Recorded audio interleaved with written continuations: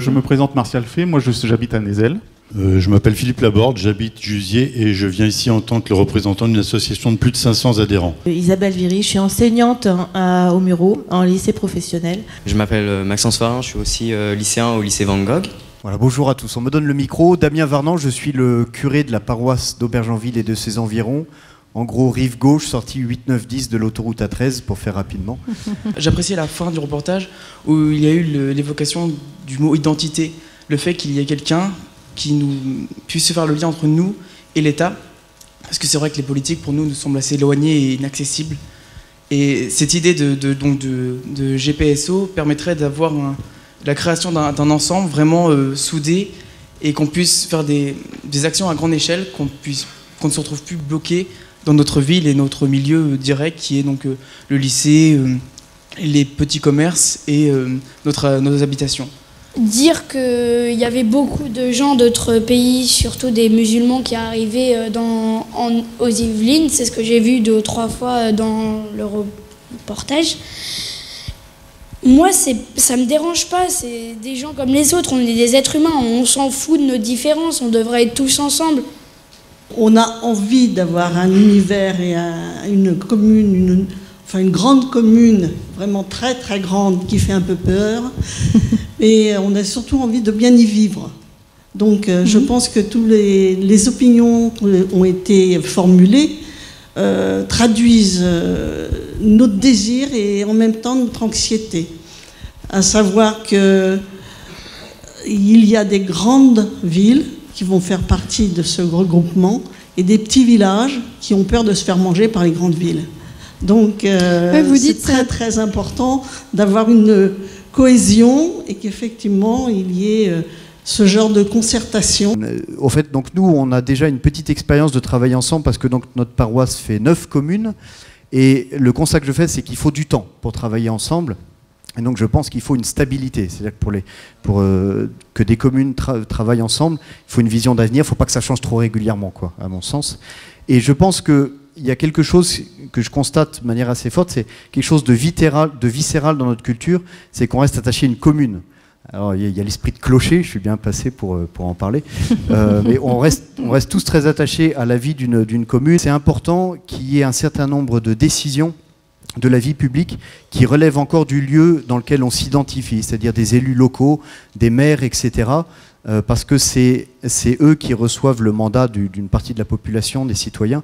C'est important que ces lieux, on ne s'identifie pas encore vraiment, à mon sens, à une communauté d'agglomération, mais je pense qu'il faut encore qu'il y ait des choses qui soient vécues, décidées à l'échelle d'une commune, parce que c'est à ça qu'on s'identifie. Ce qui fait un petit peu peur, c'est cette organisation qui se met en place et de se dire peut-être que nos élus auront moins la main, peut-être que les associations seront moins entendues. J'ai eu l'occasion de croiser pas mal de présidents d'associations. C'est vrai qu'on est tous d'accord sur les mêmes points, mais on se rend compte que quand on prend des décisions, les élus, les maires nous entendent, les premiers adjoints nous entendent, c'est très bien, mais après, il n'y a plus rien qui bouge parce qu'au niveau préfecture, au niveau département, au niveau de la région, il y a des freins, il y a des énormes freins.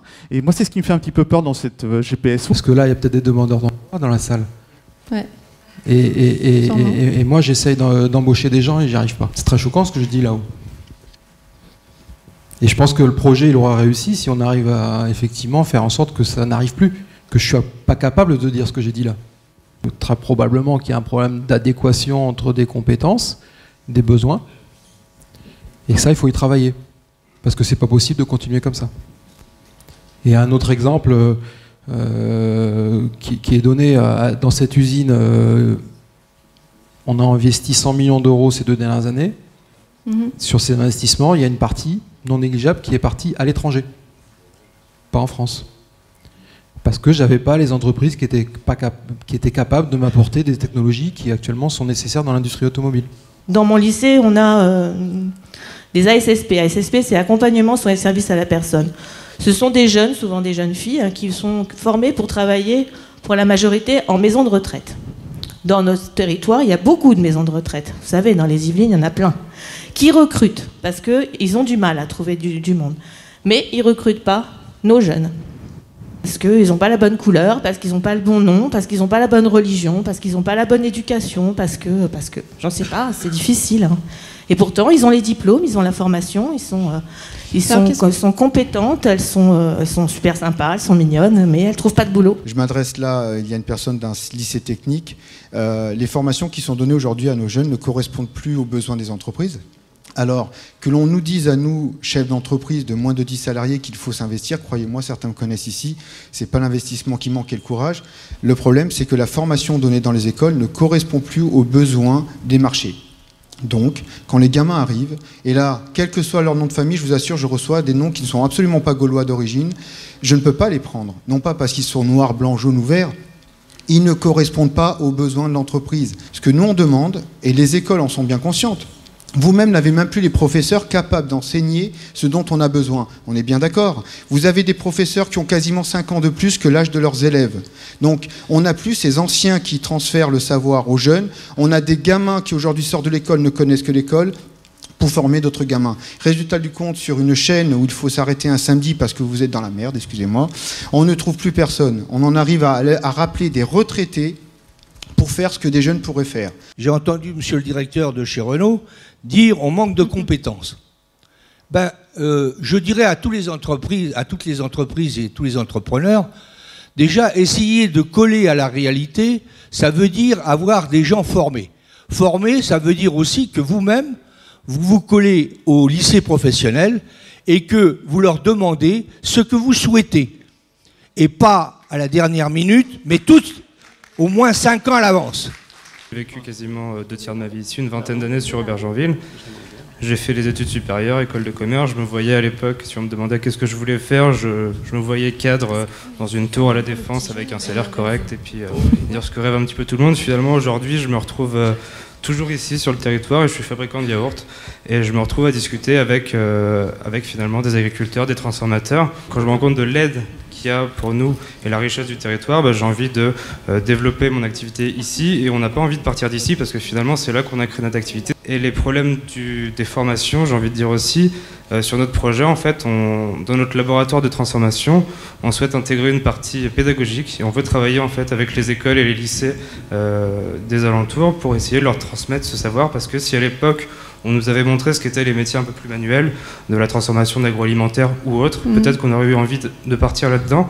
Les maisons médicales commencent à voir le jour, mais malheureusement, il n'y en a pas partout. Et c'est les prémices d'une nouvelle médecine, à savoir que les gens actuellement qui sont dans des difficultés financières préfèrent aller à l'hôpital et surchargent les urgences. C'est leur seule possibilité de se faire soigner, et ça, il faut le respecter.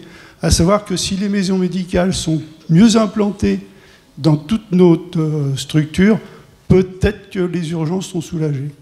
Est-ce que vous serez compétent sur ce genre de structure et sur les maisons de retraite? En termes d'information, comment les discussions, les réflexions qui vont être, qui ont été dites ce soir, et voilà, comment elles vont être rendues, comment vous allez en rendre compte au-delà de la soirée qui est prévue en fin d'année, mais comment on va avoir accès à ces réflexions, à ces synthèses, et ensuite sur toute la réflexion, la construction et la mise en œuvre du PLU. Comment on va avoir accès à cette information, au calendrier global, aux différentes étapes, et pourquoi pas à d'autres réunions d'information, de concertation. D'accord.